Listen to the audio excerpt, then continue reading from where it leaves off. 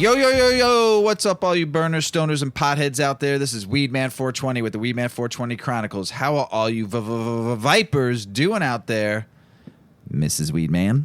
Mr. Weedman? How the hell are you? Doing all right. All right, all right, all right. Hey, everybody out in the world. Hope you're smoking some big fat doinks while you're listening to the show. Hopefully everyone's doing great out there in the world today. Hopefully your cannabis is growing. If you're growing some home grow, hopefully you're getting some of the finest cannabis out there in the world right now. We love you all, and we're going to get this show underway. Mrs. Weeman, we had a great weekend. We went out to a show. Yay. We saw a concert at a venue. First live time. music. Live music. First in time. person. First with a time. crowd. It was great. It was great. We saw Foxy Shazam. And Robert Finley. Yes. Robert Finley is a 67-year-old soul player, and him and his daughter up on stage jamming out. It was great. And then all of a sudden, we didn't know what to expect because I had never heard of this band, and they were fucking entertaining as hell. Holy high energy. Oh, great. They were pretty fun. Oh, yeah. The keyboardist was my favorite person. I mean, he was out in the crowd. They were holding his keyboard up and holding him while he was playing with the keyboard. The lead singer had so much energy. The horn player, the drummer, the guitarist, the bass Oh my player. God, they were so fun. Changed his mask like different like what would you call those? He had masks on. Yeah, but they were like over his like head. Like a full head Yeah, mask. full head I don't mask. know. It was crazy. He was covered. They were entertaining and high. I don't know energy. where they got all that energy from. It was so good. It was crazy. It was such a good They were fun. show. Yes, it was Check great. them out. It was great. Foxy Shazam and Robert Finley, great show. Thanks for us being back and going into concerts again. It's great. It felt awesome being around people and having some fun. So we are going to smoke. We are smoking GG4 today. There's the joint, Mrs. Weedman. I'm firing it up. Yep. And All right. GG4 is also known as Gorilla Glue, also known as the original glue, Gorilla Glue, or GG4. It's a slightly indica-dominant hybrid strain, 60 indica, 40% sativa.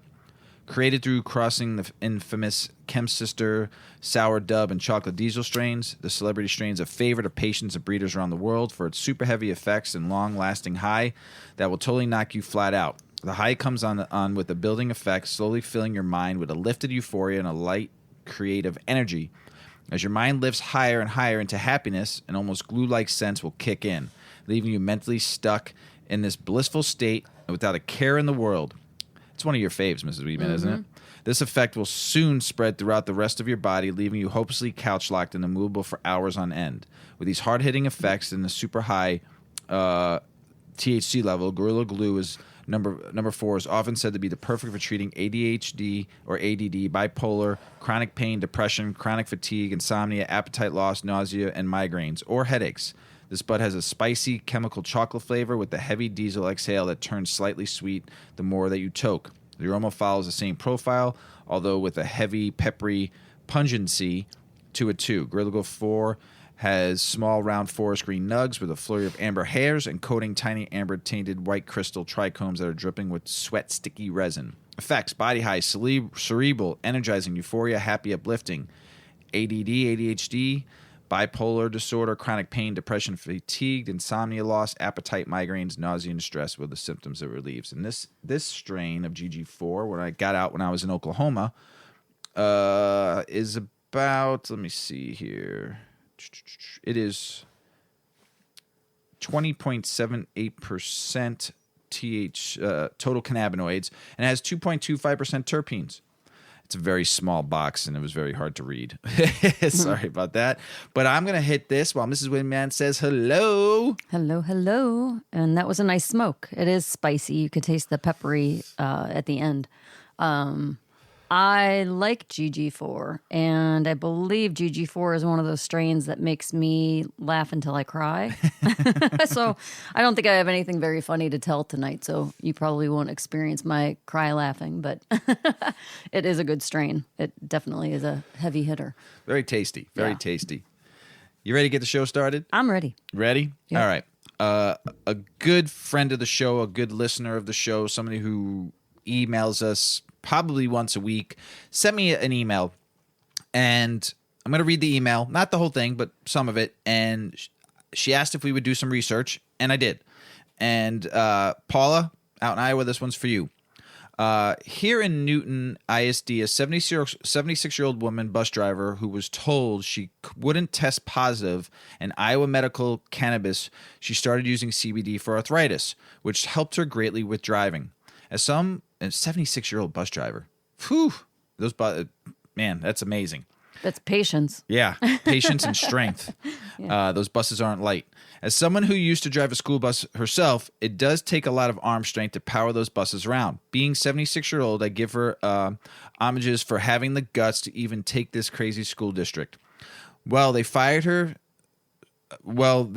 her. She's having to move out of her apartment because she's no longer can afford it because she can't get a job until she quits using CBD, which that is going to cause her arthritis to come back. So she asked me to do some investigation on if CBD is allowed at the workplace.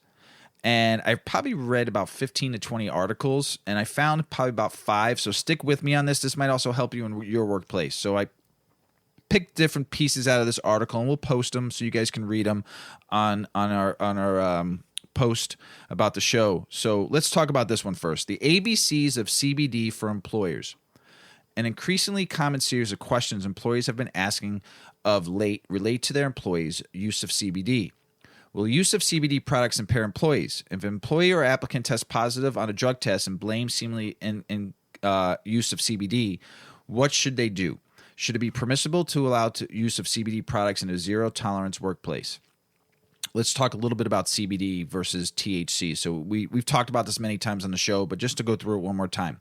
Before driving into analysis of these and similar questions, it's important to get the same page regarding the substance. CBD is a chemical found in cannabis and is a close relative hemp. Pure CBD does not contain any THC, the psychoactive ingredient found in cannabis that produces a high. The most common CBD formulations start as an oil, but CBD is also sold as an extract, vaporized liquid, and oil-based capsules. I've also seen it in flour. CBD-infused beverages are properly the most common CBD product, but the use of CBD-based cosmetics and skincare products is surging in both retail stores and online. Currently, the only CBD product approved by the Food and Drug Administration is a prescription oil called Epidiolex, approved to treat 2 types of epilepsies, which we've talked about on the show. Aside from Epidiolex, state laws on the use of CBD vary.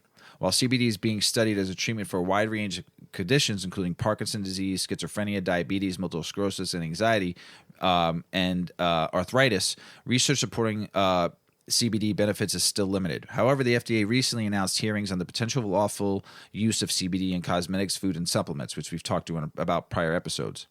What's the difference between CBD and THC? The technical explanation regarding the difference between CBD and THC centers around the fact that all cannabinoids, both CBD and THC, interact with specific target cells in the body. We've talked about this, the CB1 and the CB2 receptors.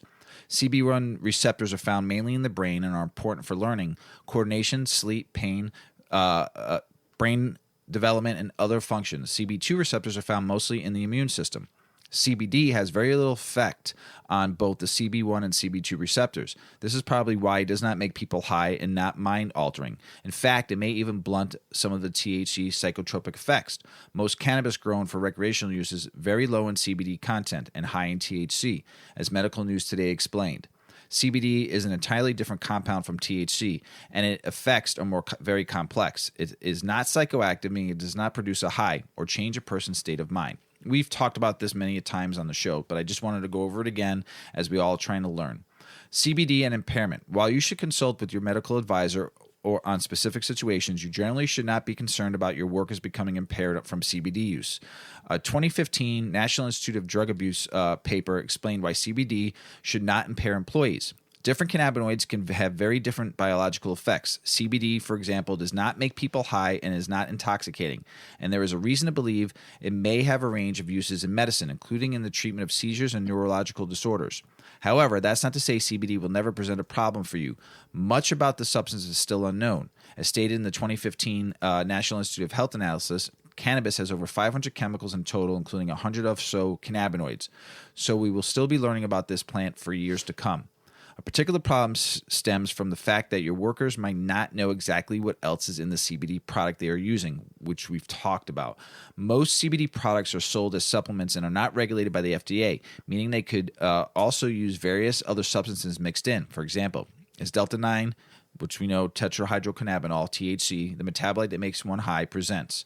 What else could be added to the mix? A recent study of 84 CBD products bought online showed that more than a quarter of the products contain less CBD than labeled, but that THC was found in 18 products. Research published in the Journal of the American Medical Association revealed that 43% of CBD oils tested had more THC in them than labeled. We've talked about this before. So, positive drug test. This means that one of your workers or applicants might think they were staying on the right side of the law when using CBD product, but can inadvertently ingest substances that violate your valid drug policies. Barry Sample, the Director of Science and Technology for the drug testing laboratory Quest Diagnostics, recently observed that the government is not ensuring the level of THC remains low because CBD oil is not regulated in the United States.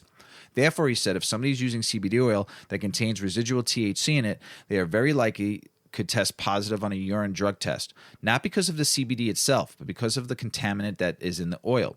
While CBD itself would not report positive for cannabis or cannabis metabolite, if the CBD product used by your employee or applicant contains THC at a sufficient high concentration, it is possible, depending on the usage patterns, that the use of these products could cause a positive urine drug test result for cannabis metabolites. For example, in some states, CBD may contain up to 5% THC. So what should you do if an applicant or employee tests positive and claims they only use CBD? Unless an employee is using a sole FDA-approved medical product, Epidiolex, a confirmed positive for THC means that the employee has probably ingested THC, even though they may have assumed that the CBD product would not result in a positive test or lead to any sort of impairment. The burden would then be on the employee to prove that they did not ingest THC, and you would need to consider how to respond to such a positive test on a case-by-case basis. Use at the workplace. Because the FDA does not regulate CBD products other than Epidiolex, an employee has no guarantee that their supposedly pure CBD products does not contain THC. You should educate employees about this problem and explain that if they advise you to advance that they are using a CBD product that is not supposed to impair them or create a safety threat, you will have to take action if they later test positive for THC. Generally, it takes more of a food or drink containing THC to impair an employee or to result in a positive test, but there are no guarantees. Similarly, CBD cream oils and cosmetics containing THC would be less likely to result in a positive test result. The research of these products may be too sparse for the employee to risk their employment. 5 important takeaways from this article. While CBD itself should not contain amounts of THC to test positive, the CBD supplements used by your worker may actually contain THC, which does impair workers and would violate most drug and alcohol policies. Individually evaluate each situation of CBD use that comes to your attention. Discuss with your testing provider whether CBD will show up under the drug panel test if no THC is present. Consult with your labor and employment counsel if you end up considering taking or not taking action against the employee or applicant because of CBD use. In your drug education efforts, explain to employees that almost all CBD products are not regulated by the FDA, and they have no meaningful guarantee of what's in the supplement. In other words, those using CBD products need to know they are using them at their own risk. If THC turns out to be present, they will violate the employer policies. Under the Department of Transportation mandated interpretation, a positive test for THC will not be excused by the fact that the product was a CBD product or described as medical cannabis.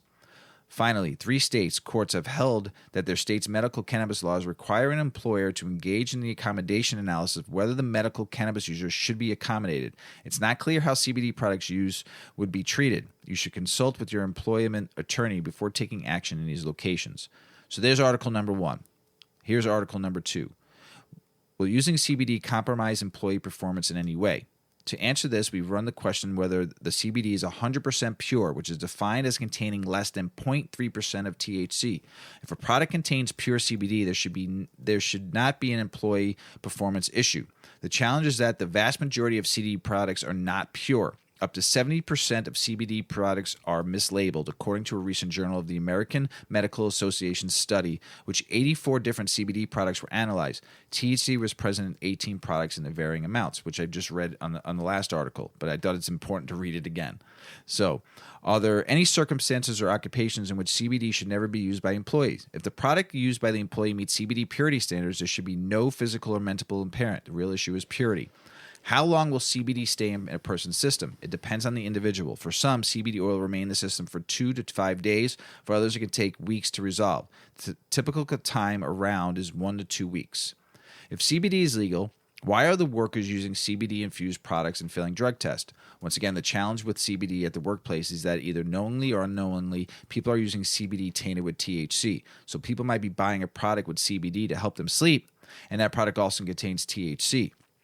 It may be that THC that is impacting their sleep instead of the CBD.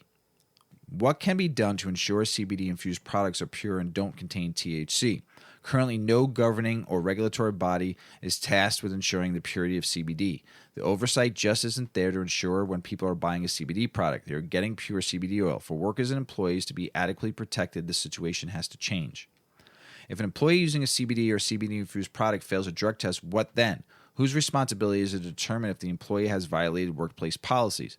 It's not the employer's responsibility to ensure the drugs don't show up on the employer's drug screen. The employer's role is to simply make sure the chain of custody is intact. If the individual has signed a documentation confirming that the sample provided is theirs and the sample was sealed in their presence, the employer should not be held liable. There is another issue, however. Due to the changing legality at the state level for recreational and medicinal cannabis, in states where cannabis is legal, a company may still be able to have a zero-tolerance policy. Please refer to your state-specific laws regarding recreational or medical cannabis use. And for companies subject to federal standards, cannabis is still a Schedule I drug under the U.S. Controlled Substances Act. It's in those states in which cannabis has been legalized recreationally that many employers look for guidance. What steps should employers be taking in regard to CBD? For employers with the stated drug policy, it makes sense to educate their workers about the risk of inherent CBD oil. If they don't feel comfortable providing that information firsthand, they should partner with a qualified third party who can provide it. The employer should never put itself in the position of contradicting an employee's physician. That way, if the employee is considered using CBD product, they can discuss the employer's drug testing program with the doctor. Should employers be concerned of the proliferation of CBD as a legal substance? It would be wise for employees to educate their workers on CBD. The ultimate responsibility, however, lies within the employee. It's up to every individual to know exactly what they're putting in their body and what may happen as a result. Okay, that came from workforce.com. So let's go to another one. CBD oil in the workplace, do's and don'ts. CBD has been on the market for a while now based on the 2018 federal legalization about hemp. It is not an illegal controlled substance. However, ingestion of CBD or CBD substances in the workplace can be risky. That's because one of the active compounds in CBD may flag you as a positive in the workplace drug and alcohol test. That means CBD usage may jeopardize your job. If your test results show a large amount of unregulated substances known as THC, employers are now grappling with the internal CBD oil usage in the workplace, while others also dealing with the rising legalization of such compounds for medicinal and therapeutic purposes. Since CBD is an improved cannabinoid for recreational medical purposes in states across the country, it is not clear how employers should deal with it in the workplace usage, knowing a possibility of positive tests with THC ingestion. What should employees do? Do's and do's. Always use therapeutic-grade CBD oil from a trustworthy source. Remember my episode, Snake Oil Salesman. Make sure you listen to that episode too. External usage of CBD products is considered very safe and will not show THC in your system. However, it is advised to consult your physician before consuming CBD-based products. Always communicate with your manager or supervisor about your CBD usage and therapeutic needs. Now, that's the one there where it's just like, man, if you do tell your employer and all of a sudden he's like, you're fired, kind of thing. Totally. You know, so it's like totally bite you in the do's butt. and you damned if you do and you damned if you don't. Right. Kind of thing. So I don't know, man. It's going to be up to you and how you do. So the don'ts. Do not buy CBD products from a third-party sellers on an online platform. Most of these products may contain contaminants and possibly THC. If you use CBD oil internally for therapeutic purposes, do not hesitate to communicate with your manager. Okay? So, I don't know. Should employers allow? While some reports pose significant concerns for employers in permitting CBD or CBD-based products in the workplace, there is no evidence that the external usage of these products will flag a positive drug test with THC. However, employees must not use CBD oil and products from untrustworthy sources because there is no guarantee about the safety, efficiency, and the content of the active compounds in these products. Employers may also consider educating employees about these concerns. Employees who want to use CBD for therapeutic or medicinal purpose must communicate with their employers clearly. Based on their medical needs, employees may need to work with their managers to develop a plan to avoid any possible legal and safety consequences at the workplace. So, some more of the same stuff from last time. That came from Aximum Medical. Let's go to the next one, USA Today. Now, this was an article about another woman who was a bus driver, and she was using CBD products. So, let's go into this. CBD has been showing up widely array of goods. We know that, but your job could be in jeopardy if one of those products, which are largely unregulated, contains THC. Employers are now grappling with CBD use by their employees while also dealing with the rising legalization of recreational and medical cannabis in states. So, Janet Haley's a 58-year-old former school bus driver in Salt Lake County, Utah, in one of those cases. When was this article? This was published in January 21st of 2020. So Janet Hale's 58. She was told that a random drug test she had taken for her employer, the Jordan School District, came back positive. I knew right away what was going to happen, says Hales, who had not been using cannabis but taking CBD to help her sleep and relieve stress. 5 days later, they called me and they gave me the option to be fired or to resign. She decided to quit. Fucked up, right? Mm-hmm. The school district did not respond to the request for comment. In some cases, it's costing employees good employees, and it's creating conflict because you can imagine the reaction of someone who is saying, well, I actually abided by the rules, says Howard Medvidi, a partner with the Fisher Phillips law firm. Farm Bill spurs big business. So this is all about the Farm Bill from 2018 with THC in the plan has to be 0.3%. Sales of hemp-derived CBD products soared after the legalization passage, as we know. So a certain amount of THC is allowed in CBD products as long as it doesn't exceed the limits by the federal or state law. But it could still trigger positive results on a drug test, which an employer may say is unacceptable. Some products may also claim to be THC-free, but inadvertently contain it. Somebody may test positive, says Barry Sample, the Senior Director of Science and Technology for the Drug Testing Laboratory.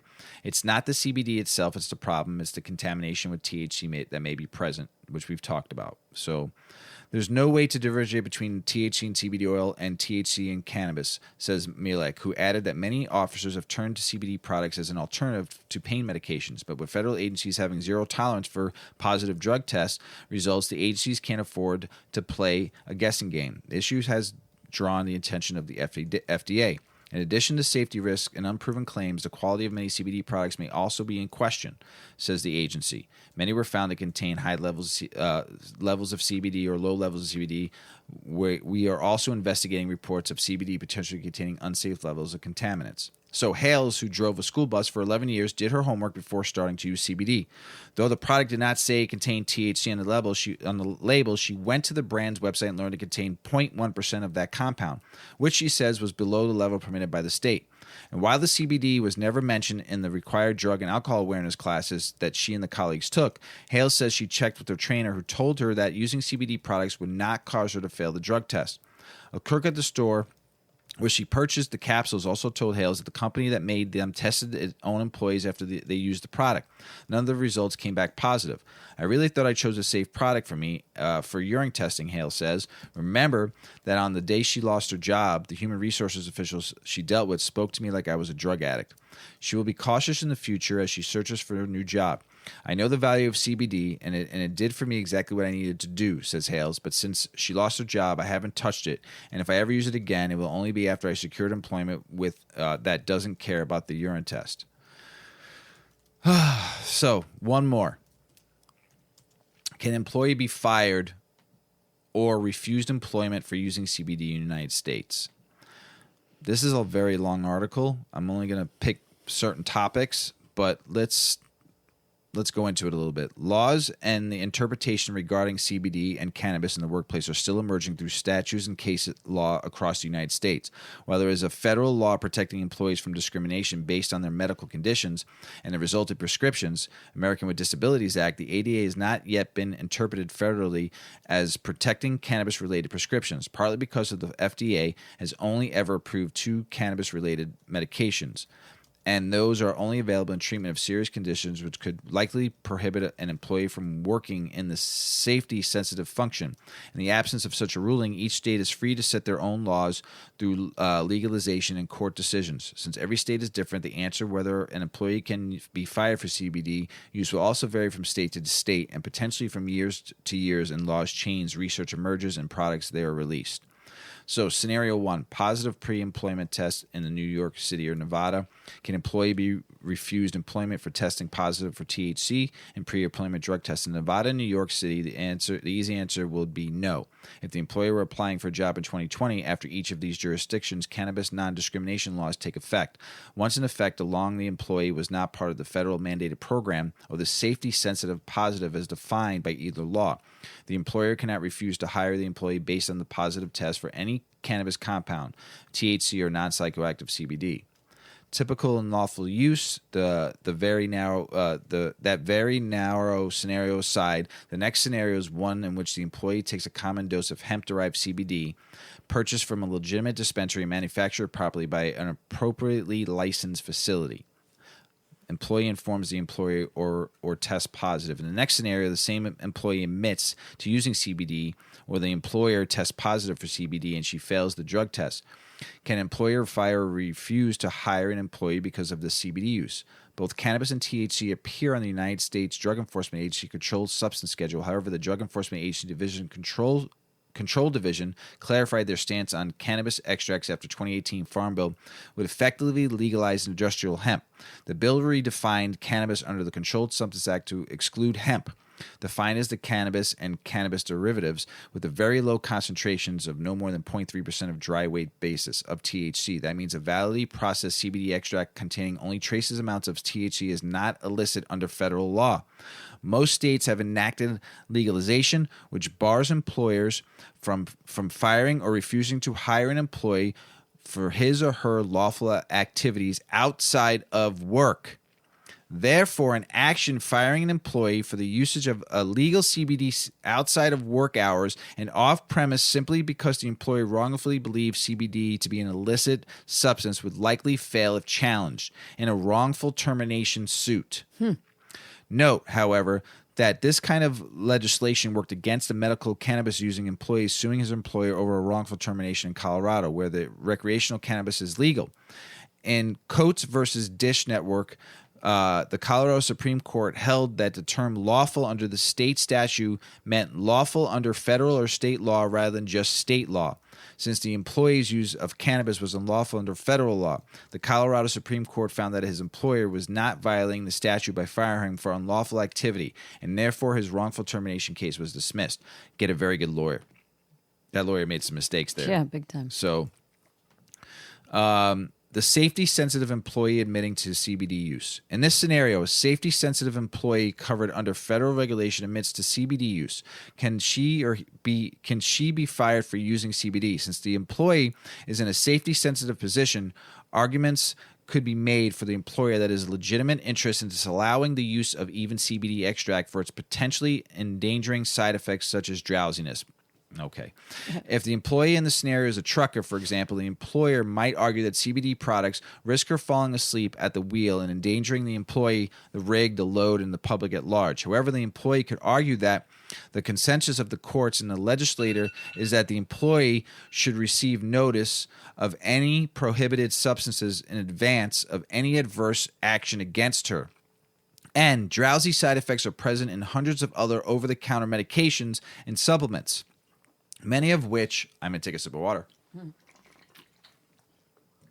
Many of which, like most CBD products, do not have a label warning against the operation of heavy machinery. Until the FDA and the state agencies take more aggressive stances on CBD products, their labeling and warnings the employee is likely to prevail in a wrongful termination. Got to take another sip of water. It's a big article.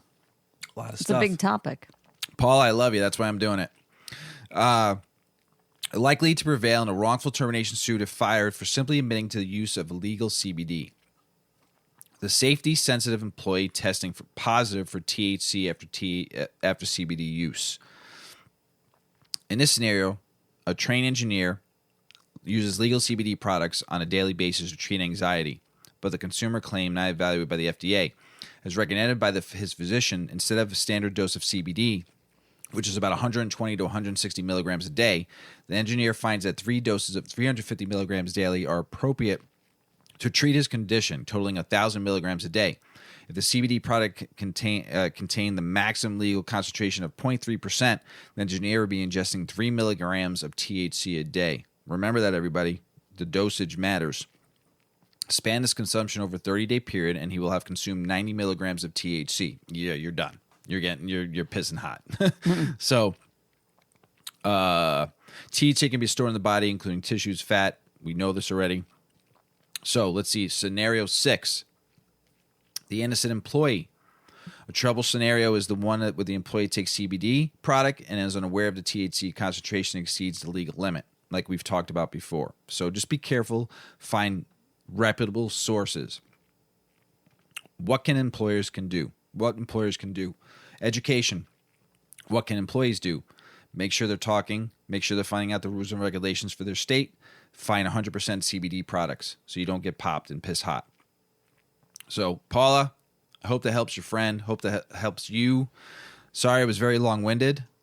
But I hope actually not only just helping our friend in Iowa and her friend, hopefully this helps people who are using CBD and listen to the show. We'll post these articles on our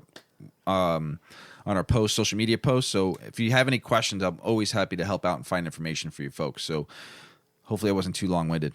Mrs. Weedman? Yeah. Consumption with women. Ladies. Tell us about it. I'm taking a break. Mrs. Weedman's going twice. Yeah, I need a break. Drink some water. You need a break. Get a breath, Mr. Weedman. Smoke some weed. I did. Would you? Have some more. You got worked up over that. Mm-hmm. Fighting for stopping that fucking stigma and fighting That's for right. the cannabis community out there every day. That's right.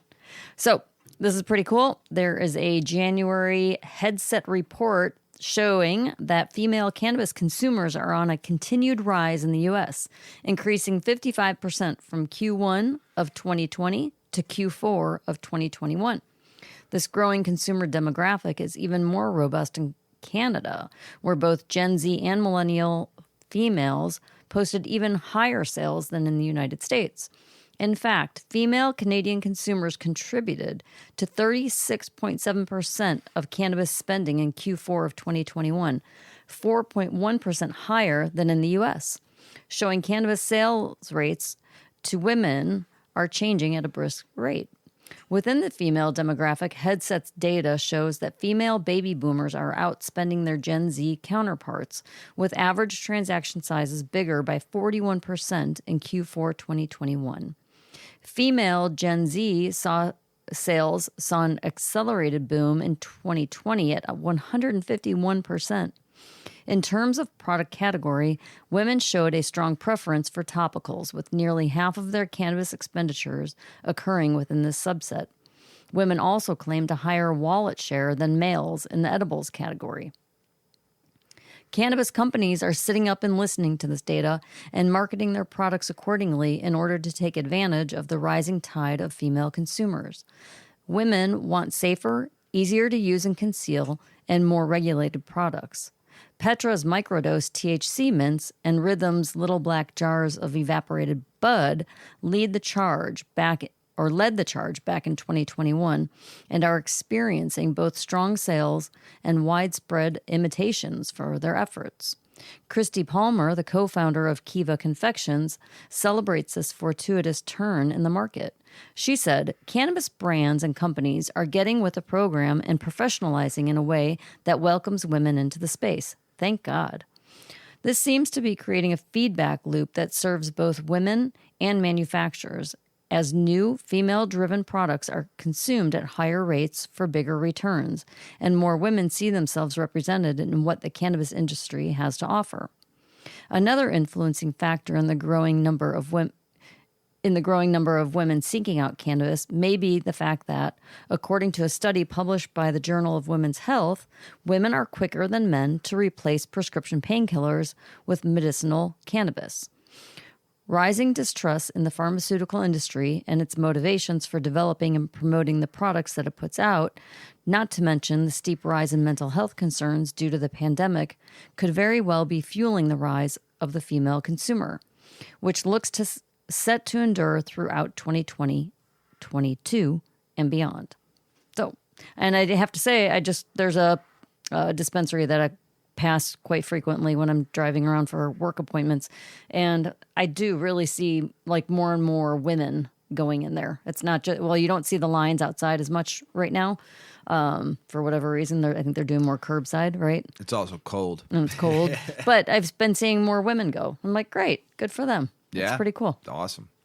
Because in the beginning, if you went to a dispensary, there were hardly women around. Yep. Both working and buying. Yep. Yeah. It's awesome. So, You're a candy fan, aren't you? I'm a candy fan. Tell us about some candy. Yeah. So this next article is pretty cool. This is specifically talking about hard candy and differentiating that from other types of edibles. So there are 4 surprising benefits of cannabis hard candy. The cannabis industry is expected to be worth over $70 billion by 2028. Damn. I know. It has become more legalized throughout the United States in recent years, with 18 states legalizing recreational cannabis and another 13 decriminalizing it. More and more dispensaries are opening, and CBD products are available pretty much anywhere you shop.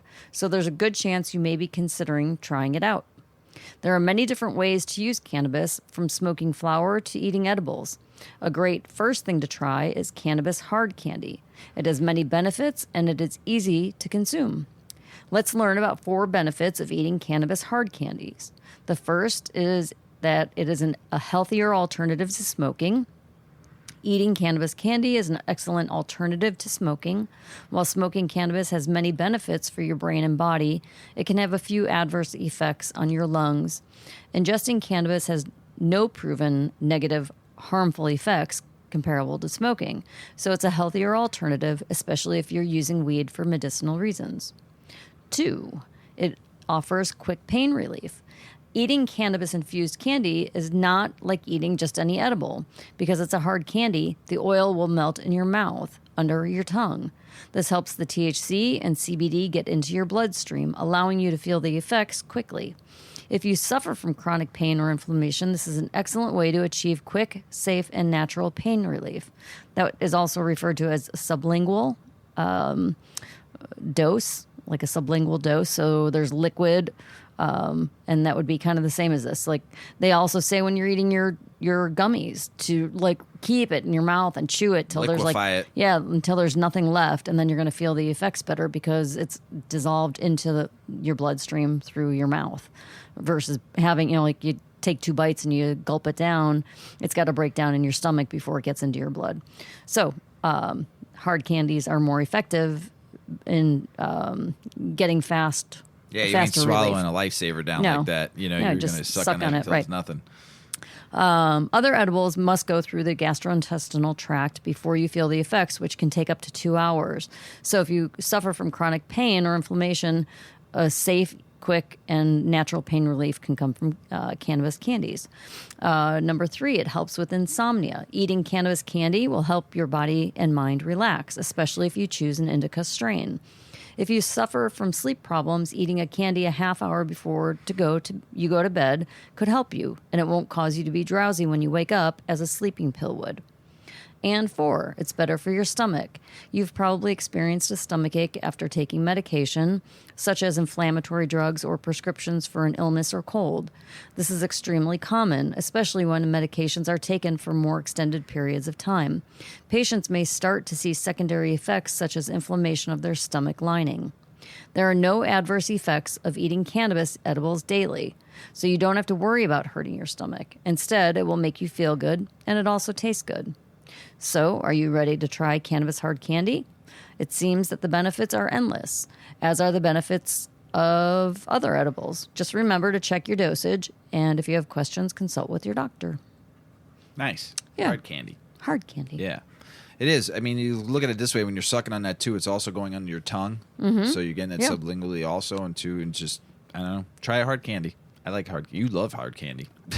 I noticed last week I called a cough drop a lozenge. I'm having a lozenge again. I do like them. We talked about this article a few times. The Michigan cannabis recall reversal. Its business to sell contaminated cannabis is another article. And I just wanted to let you know that there's more than 500 ounces of potentially contaminated cannabis, including some that tested positive for fungus that can lead to lung infections or death, was quietly returned to store shelves in Michigan late last year, an MLive investigation revealed. So remember, there was 64,000 pounds of cannabis back in November that was deemed potentially unsafe and taken off the shelves. Well, that much came back. Please be wary. Please be careful out there. Find a caregiver. And then Michigan renamed state marijuana regulatory agency Folds and Hemp. So they're now going to call it Cannabis Regulatory Agency and tasked it with regulating hemp distribution, processing, and sales along with existing cannabis oversight duties. Good for them, putting cannabis in that name. Kentucky Democrats file bills to legalize cannabis. Good for you. Let's do this, Kentucky. L.A. County. As you know, what I've realized about all of California, not every city, you would think, because there's so many dispensaries in California, but every place would have something, and it's not. Most people who aren't familiar with California cannabis regulations are surprised to learn that legal cannabis is actually pretty rare throughout the state. Most cities and counties prohibit or severely restrict cannabis licensing. This includes most cities in the Los Angeles County, until recently the county itself. But that's all changing because LA County will allow cannabis in the near future.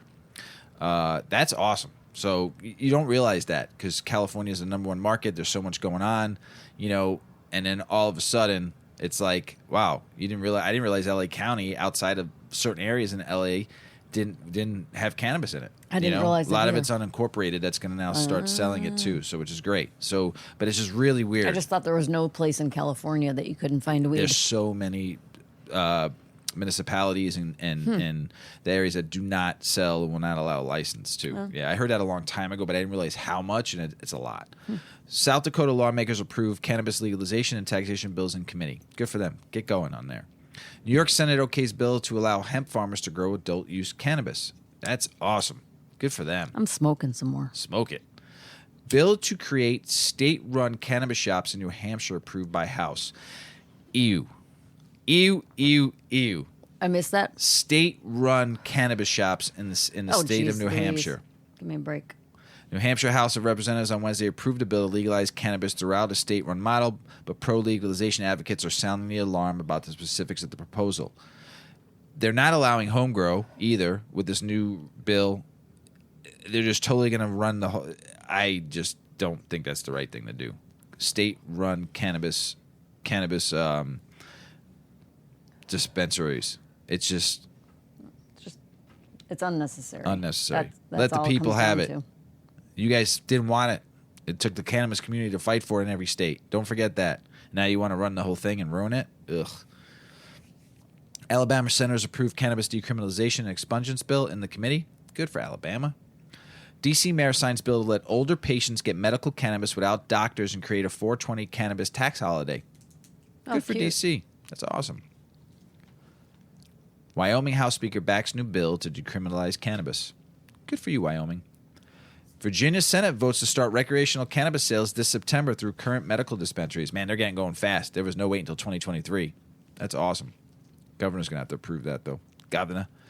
Arkansas cannabis grower retailers sue state over doctor visits rule. A medical cannabis cultivator and owners of dispensaries in Arkansas are suing the state over the rules to prevent recommendations without in-person visits to physicians. Patients not being allowed to receive recommendations for medical cannabis during the pandemic is likely causing growers and retailers in the state to miss out on potential sales and revenue. Good Day Farm... Hold on, I got to say something about that. It's all about the revenue, not about the patients. Good Day Farm, Arkansas, cultivator in Pine Bluff and Capital City Medicinals in Little Rock sued the Arkansas Health Department and its chief health secretary Jose Romero to invalidate the agency's rules. The Arkansas Democrat Gazette reported a law went into effect last July to create an exemption that would allow doctors to certify patients for the medical cannabis card via telemedicine. So they weren't allowing people to go online and just fill it all out. The law was expected to become permanent because of the coronavirus pandemic. However, the suit claims the health department has not implemented the law and instead is prohibiting the use of telemedicine to issue certifications for MMJ patients. So, come on, Arkansas. All right. We like terpenes, don't we? We do. Terpity terps. Terpity terp. Terps everywhere. It's all about them terps. Gives you a lot of stuff. Gives you flavor, gives you smell. It helps your body out. Yep. Tell us about terps. Terpity terps. Well, this is a pretty loaded article, and I decided to smoke more weed. So let's see how I do here. I had to kind of redo this article a little bit to Very make sciencey. It's sciencey, and it's a lot of technical terms, and I'm like, oh, we're gonna lose people in this one. So bear with me. Yeah, but I think I made sense of it all. I think you did a great job. I narrowed it down. You read it to me. We'll see. So, talk about them terps. Do terpenes in edibles have any effect? How do these 6 terps metabolize? So again, terpenes have a lot to do with your, what is it called? Your olfactory, your smell, your sniffer, right? Ahimana. Yeah. So the question is, you get them when you smoke, because they come through scent and your taste buds and things. But when you are an edible, they also burn at certain, and they burn at a certain level. Yes. But when you consume them and ingest them, they're not heated and you're not smelling them. I don't know. So this article is going to tell you. This article actually helped me out understand it more. Because they're trying to find out if terpenes, like, not necessarily if. I think there is not a question anymore if they do something. They do serve a purpose, but they're trying to start to research what purpose they serve when they're consumed. So ingested versus smoked or sniffed, right? Yep. The great entourage theory, or is it more of an ensemble effect? Regardless, terpenes, the lightly aromatic and oftentimes smelly oils, can alter the effects of cannabis. And each strain's ensemble of ingredients produces its own unique experience. Little discussed, however, is the fact that some terpenes are only active through olfactory neurons. There you olfactory go. neurons. Olfactory. Old factory. Old. Olfactory. This means that those terpenes might not have the same effect in an edible. When smoked, THCA converts into active delta-9 THC. From there, it is absorbed into the bloodstream. As many have found out, active tetrahydrocannabinol, THC, is technically an intoxicating cannabinoid. THC has a different effect when eaten compared to smoked or vaped. For the most part, enzymes in the liver convert delta-8 or delta-9 THC into another isomer known as 11-hydroxyl THC. So, terpenes and metabolism. In comparison, research has slowly advanced and identified a few metabolites produced during the digestion of terpenes in humans. Hiroshima University in Japan researched the metabolic conversion of terpenes in rabbits in 1979. Man, a long time ago. Huh? Yeah. Yep. The metabolic processes that plants utilize to produce terpenes were then characterized in depth by 1995. So we've known about them. More recently, though, some of the metabolic byproducts that are created when humans when humans digest those terpenes have been identified as well. 3 terpenes were separately studied by Lucas Schmidt and Thomas Gohn, a pair of researchers in Germany. So the first one is D3-carine. Schmidt and Gohn first studied 3-carine. Did you just say shit and going? Schmidt and Gohn. Oh, I thought you said shit and I'm going. Get out of here. Get CRN. All right, terpene CRN, which is a minor terpene found in cannabis. Small amounts of a carboxylated variation of delta-3 CRN, known as chiminic acid, were found after human digestion. So that made it all the way through digestion, right? That terpene. Then we have number 2, which is alpha-pinene. Alpha-pinene is oxidized in the gut, which produces myrtenol, or myrtenic acid, and 2 isomers of verbinol. The later, verbinol, at least, can account for some biological effects, according to current research. That doesn't even make sense to me. just know that terpene is alpha-pinene. We've talked about alpha-pinene before. Then we've got 3, which is R-limonene. Limonene degrades into carvone, but it further converts into a few noteworthy compounds during digestion, known to fight against tumors, according to early research.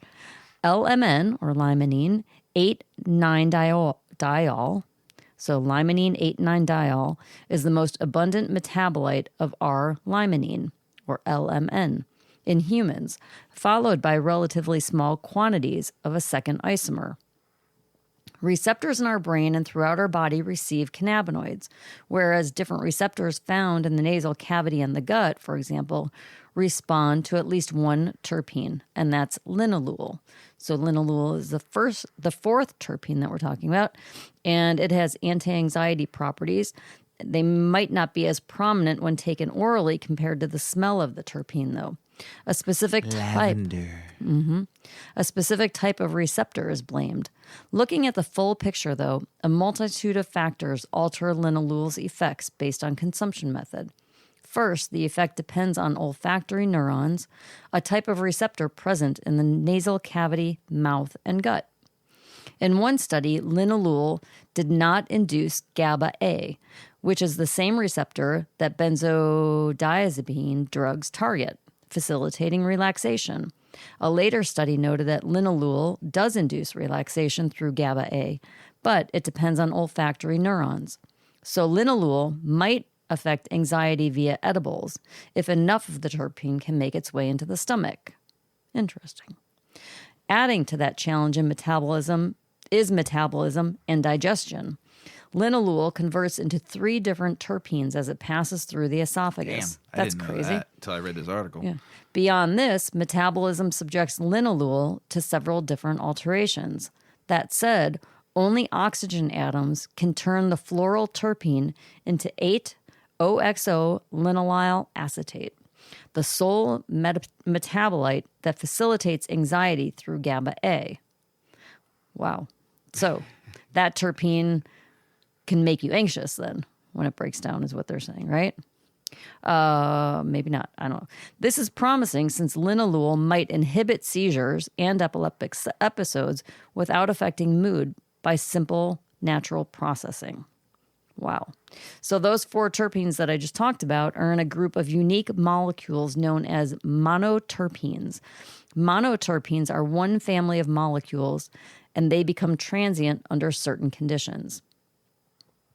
Number 5 terpene is myrcene, and myrcene is also part of the monoterpene family. Beta-myrcene is an important precursor molecule for other terpenes like linalool and citronella. During digestion, oxidation turns myrcene into 4 different molecules, 2 diols and 2 hydroxyl acids. Okay, if you say so. Okay. Now we're going to get into the 6th terpene, the final terpene, and this is called a sesquiterpene, or a heavier terpene that is more common in edibles, because lighter monoterpenes, so this is a sesquiterpene, the other 5 are monoterpenes, right? I'm glad you said that word because I would have butchered the shit out of that. So monoterpenes boil away during processing, but B-caryophyllene is not only the primary sesquiterpene found in cannabis, it also directly activates an acutely therapeutic cannabinoid receptor. So very important, right? So it's a heavier one, sticks around, it looks like, through processing. Sticks to the gut. Yep. And it activates your cannabinoids. So, pretty neat. And it'll be, how many terpenes are there? 120 or something like that? Yeah. So, obviously, the research has hardly even happened. There's going to be more to come. And we'll learn more about their benefits. And, there's even people who are now, scientifically creating just terpenes, right? Oh, yeah. Yeah, as like a supplement. Oh, yeah. So there's a whole world of terpenes. So basically they're saying is it less effective it's eaten, more effective is it's smoked. Well, or because they got to be burned at a certain temperature. Right, and what they're trying to do is prove that there is a benefit when they're consumed, when they go through your digestive tract. But what is the benefit, and do they change? Gotcha. That kind of thing. More research. More. We need that. We need it to go federally legal so we can get all this stuff taken care of so we know what we're putting in our body. International news, though. The Malaysia contradiction: legal medical cannabis and the death penalty. Do you realize that it's kind of Malaysia has some super conflicting drug laws now allowing legal medical cannabis, but also instituting the death penalty for not that big crimes, meaning perhaps future updates will smooth everything over. But they're saying that if you hold so much, like 20 grams can get you 3 to 9 lashes. Jeez. Or like almost $5,000 in fines and up to 5 years in prison. They still spank people there? The lashes. Lashes. Like a whip. Like a whip it good. Wow. Yeah. Having 20 to 50 grams can get it over incur with, a though. prison sentence of 2 to 5 years. Yeah, I'd take the 3. But You're going to give me a whipping. You'd get 2 to 5 years as well as 3 to 9 lashes. Oh, come on. You get both. You should So you won't be sitting fucking anywhere for a while in prison. come on, public lashings Yeah. should easily count for a year. Yeah. Each one. Whoopsh. So What's it's 1 weird. year? If a person's caught with 200 grams of Weird. cannabis or more, it's automatically considered trafficking, and trafficking comes with a death sentence. What? Yep. So it's medically legal. Where is this? Malaysia. Whoa. Yeah, I know. That's intense. Yeah, it's crazy. So come on, Malaysia, man. That's just fucked up for weed. Man, lashes, death penalty. What the hell? Top Italian court blocks cannabis and psilocybin referendum from going before voters. Fucking Italy, man. A top Italian court on Tuesday blocked voters from being able to decide on the referendum to legalize cannabis in the country, despite the fact that activists turned in hundreds of thousands of signatures that were validated by a separate court last month. They turned in 630,000 signatures for this measure, and now the court announced last month that they were valid enough for the ballot placement, but the referendum still need to be reviewed by the separate constitutional court, which is tasked with determining the legality of the proposal's provisions. So on last Wednesday, the Constitutional Court announced that the Cannabis and Psilocybin Initiative did not meet constitutional standards and therefore will not be placed on the ballot for voters to decide. It was also rejected a separate measure related to the right to I can't pronounce that word right now. EUTHANASIA. Euthanasia? Thank you. So Italy. Come on, man. Come on. Israel announces new cannabis decriminalization plans. Good for them. They're going to start working on that. They got to do a lot of testing there and a lot of stuff. They found a lot of stuff with cannabis in Israel. So, plunging cannabis prices adds fuel to the efforts to lower tax rate for Canadian producers. Tax rate in Canada is really high, and prices right now in Canada are going down. So people in the cannabis industry are calling for the Canadian government to lower taxes for cannabis producers and amid falling prices of cannabis products and rising costs for business. So calls to reform the tax come as an average selling price per gram of cannabis crashed 26% over the last 13 months, according to the fresh data from New York-based investment bank Jefferies Group and Seattle-based data analytics firm Headset. The federal government's excise duty on dried cannabis flower is either $1 Canadian or 75 cents per gram or 10% of the value of the gram, whichever is greater. However, increased competition has resulted in the minimum taxation threshold expanding with well beyond 10% of producers' revenues, the business chamber said. Oof. Creating they need to just fix it. I mean, come on, man. How much you got to tax? So the biggest declines we're seeing in concentrates, 35% decline, vape pens, 35% decline, capsules, a 20% decline, pre-rolls, a 19% decline, and flower, 16% decline. Outside of legalization, average wholesale prices of cannabis was $8 Canadian, $8 per gram, Sutton said in a phone interview. Most of us built our financial model not assuming that would persist, but I don't think anyone could have predicted the outset that today would be below $5 per gram wholesale. Sutton is a public face of the Stand for Craft campaign, which is seeking to end a flat minimum per gram tax. Good for him. Sutton, who is also a CEO of BC-based cannabis producer, wants to see licensed producers pay a percentage-based per gram levy. He said that the current system gives the advantages to large producers and disadvantages to small ones. It's my position that right now the excise burden unfairly falls on those small businesses to a larger degree in a way that inhibits their survivability than their large, publicly traded, well-heeled counterparts, Sutton said. It's a function of economic scale. If it's cheaper for larger organizations to be able to produce, I think that needs to be represented in a taxation structure. These are two completely different businesses, and they should be treated as two completely different entities in the way we tax them, he said. The Stand for Craft proposal, which is separate from the BC Chamber proposal, calls on the government to apply percentage-based cap excise based on different tax tiers from micro cultivators, craft-scale standard growers, small to medium cultivation enterprises, and large cultivators. I think it's against the nature of the desire and aspirations of Canadian legalization to have perhaps to build a tax structure that is punitive to small enterprises or disproportionately punitive to small enterprises, he said. Man. So hopefully they can fix it, right? Mm-hmm. I hope so. Come on, man. I worked in the bar restaurant industry for a very long time, and I had to go in the back room to smoke my oney all the time. What if bars and restaurants can That'd be fantastic. Can sell some weed? Yeah. We talk about this a lot. Like, why can't there just be places to smoke weed? Right? There should be. So this article is about how bars and restaurants should be allowed. If they can sell alcohol, they should be allowed to serve cannabis. Adult use cannabis legalization in the United States is rapidly nearing passage in a majority of states. In 2021, 18 states, including Missouri, considered such proposals.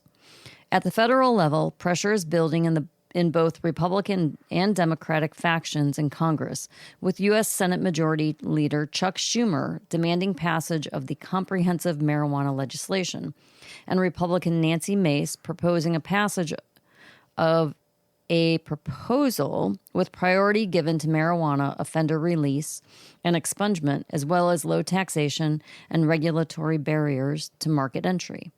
In most states, however, legal cannabis licensing has seen significant restrictions, both in terms of numerical caps on licenses allowed, as well as high barriers to submitting applications. These conditions have led to widespread controversy in dozens of states, as ordinary entrepreneurs have largely been locked out of owning legal cannabis businesses by large, multi-state operators seeking to create monopoly access to market share. This is an unfair and unjust situation, both from the perspective of entrepreneurs, particularly minorities, who want to innovate in legal cannabis businesses, but also in terms of existing industries who could create further opportunity in a variety of fields. Hospitality operators in particular, that is bar, restaurant, entertainment, and lodging operators, should see these opportunities. In the state of Missouri, for instance, there are more than 16,000 state-licensed liquor businesses. All of these operators sell and manage a more hazardous drug, alcohol, and comply with regulations on only selling to adults over 21 and collect sales tax for our state. Many of them, particularly convenience stores, also sell cannabis products, including CBD and Delta-8 THC smokable flower. But because of both the specific and illogical prohibition on cannabis with Delta-9 THC, legally defined as marijuana, hospitality operators, along with entrepreneurs generally, are shut out of these opportunities. As the state of Missouri considers the legalization of adult use cannabis, attention should be paid to creating opportunities for one of our largest and most culturally vibrant economic sectors. Bar owners and restaurateurs should be able to offer products infused with Delta-9 THC. Operators who have entertainment, lounge spaces, or lodging should be able to offer safe and legal consumption areas. Moreover, by maximizing the space of legal cannabis sale, possession, and consumption, we can create more opportunities for consumers to choose a safer drug over more dangerous drugs, particularly opiates. In the midst of an overdose crisis where both alcohol abuse and opiate abuse are contributing to historic levels of deaths, this harm reduction strategy should be seen as more than just an economic opportunity, but more of a moral imperative. The Missouri General Assembly will consider such proposals in early 2022. It should be a priority of Missouri hospitality operators and employees to preserve their state representatives and senators. To pressure their state representatives and senators to deliver such a proposal to Governor Mike Parson's desk. So I agree with all of that. Yeah, me 100%. Too. I think it should be cannabis consumption lounges. I think they should be able to. I think bars and restaurants, if you're selling alcohol, right, which is a mind-altering experience, much more dangerous. Much more dangerous. So I don't know, man. We gotta get the shit together here. Good luck, Missouri. Yeah, good luck. But I think the United States needs to look In at general, that, and all needs to, states need to right. look at that 100%. Yep. So that's the end of the show, Ms. Weedman. It is? Already? Yeah, already. That went fast. It did go fast. Hey, everybody out in the world. We love you. Mrs. Weedman, do you got anything else to say? I got nothing. Nothing? Nothing. Nothing at all? Well, we love you all out there. Hopefully that CBD talk helped everybody understand it in your states and your laws. Mrs. Weedman going for like I'm the 6th or smoking 7th. again. Yeah, I I love like it. this stuff. You do love that GG4. I love it. Shit. Everybody smoke some big fat doinks. Don't forget to check us out on Weedman420 Chronicles on Instagram. Weedman420 Pod on Twitter. Say hello to Dovboy. Weedman420 Chronicles on TikTok. Send me an email. Weedman420chronicles@gmail.com. YouTube channel. Weedman420 Chronicles space. Oh, wait. I said that wrong. Weedman420 space Chronicles. So confusing. So confusing. So anyway, everybody out in the world, as Paulie always says, smoke smart. Puff, puffing away. Puff, puff, pass.